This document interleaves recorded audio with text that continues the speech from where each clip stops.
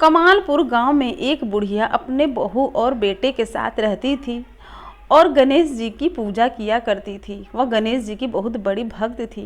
बेटा खेती करता था और खेती से अच्छी आमदनी होती थी। बेटा हमेशा माँ से झूठ बोलता था कि अच्छी आमदनी नहीं होती है।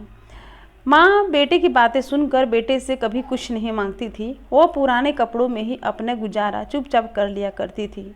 उसकी बहू बुढ़िया को अपनी सास को बोझ मानती थी और उसे लड़ाई झगड़ा किया करती थी।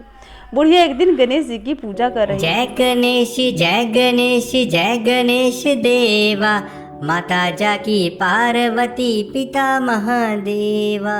गणेश महाराज की जय हो। आरती खत्म होते ही बुढ़िया विनोद से बोली, बेटे विनोद, तुम काम पर जा रहे हो, लो गणेश जी का प्रसाद ले लो। इतने में उसकी बहू आकर बोली, देखिए माँ जी, आप इनको काम पर जाने दीजिए। आप तो तुम कोई खुद काम करती नहीं, सारा दिन गणेश जी की पूजा करती रहती हो। बिमला उसकी बात को सुनकर बहुत दुखी होती और विनोद भी उसे कुछ नहीं कहता और बुढ़िया गणेश जी की पूजा करने लगी। बुढ़िया प्रतिदिन मंदिर जाती, आते जाते वह थक जाती थी और उधर उसकी बहू हमेशा टीवी के सामने बैठकर टीवी देखती और अच्छे अच्छे पकवान बनाकर खाती रहती और बुढ़िया को रूखी सूखी रोटी देती। देखिए माँ जी, आप भी घर का कुछ काम कर लिया करो। मैं सारा काम करती हूँ और मैं अकेली थक जाती हूँ, इसलिए आप भी घर की सफाई और बर्तन को धोया करो। बिमला अपना घर का सारा काम करती, कपड़े धोती, पोछा लगाती और बर्तन धोती और घर का सारा काम करने के बाद गणेश जी की पूजा पाठ करने लगती। एक दिन बिमला अपने बेटे विनोद से बेटा बोली, विनोद, गणेश चतुर्थी शुरू हो रही है। मैं इस गणेश चतुर्थी को धूमधाम से मनाना चाहती हूँ। तुम मुझे इसके लिए कुछ पैसे दे दो, ताकि मैं गणेश महाराज की मूर्ति को घर में ले आ सकूं। बेटा बोला, माँ, वैसे उसकी क्या जरूरत है? तुम हर रोज घर में गणेश जी की पूजा करती तो हो, वो बहुत है।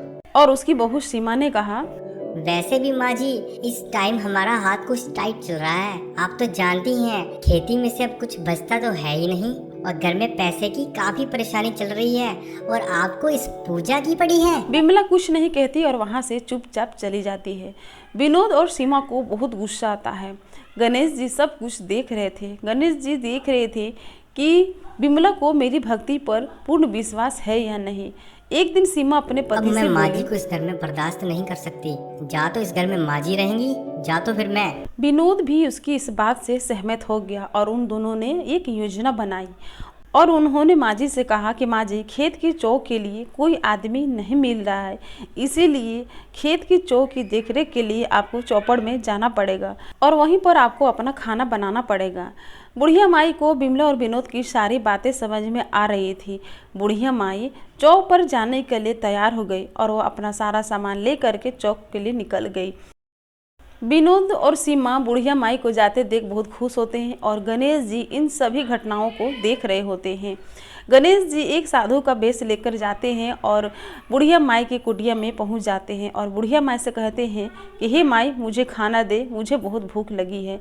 बुढ़िया माई गणेश जी की पूजा में जो लड्डू और खीर रखी थी वही वह रात में खाने वाली थी, पर वह सोचती है कि अगर मैं इस खाने को अगर साधु बाबा को दे दूंगी तब फिर मैं रात में क्या खाऊंगी। कोई बात नहीं, मैं रात को भूखी सो जाऊंगी। उसने साधु को लड्डू और खीर खाने के लिए दी और रोते हुए बोली, साधु बाबा, मेरे पास खाने के लिए यही है। अगर मेरे पास और कुछ होता तो मैं आपकी अच्छे से सेवा करती, मुझे क्षमा कर दीजिए। तभी साधु बाबा बुढ़िया से बोले कि हे माता, तू उदास मत हो, मैं तेरी परीक्षा लेने के लिए आया था। और तभी साधु बाबा गणेश जी का रूप धारण करके प्रकट हो गए। बुढ़िया माई गणेश जी को देख करके बहुत प्रसन्न हुई। गणेश जी ने बुढ़िया माई से कहा कि हे बुढ़िया माई, तुझे क्या चाहिए, मांगो, मुँह से वरदान मांगो। बुढ़िया माई बोली कि हे गणेश भगवान, मुझे गणेश चतुर्थी की पूजा के लिए गणेश भगवान की मूर्ति चाहिए ताकि मैं गांव वालों के साथ गणेश चतुर्थी की पूजा भक्ति कर सकूं। तभी गणेश जी ने झोपड़ी के सामने एक सोने का मंदिर और बड़े से गणेश जी की मूर्ति प्रकट कर दी और गणेश जी ने बिमला बुढ़िया माई से कहा कि हे बिमला बुढ़िया माई, इस मंदिर में जो कोई भी दुखी आ करके प्रणाम करेगा उसके सारे दुख दूर हो जाएंगे। और यह बात पूरे गांव में हल्ला हो गई और उधर विनोद और सीमा को भी पता चला और उसे इस बातों से बहुत ही शर्मिंदा महसूस होने लगी और फिर वो दोनों भी बुढ़िया माई के साथ गणेश जी की भक्ति पूजा पाठ करने लगे।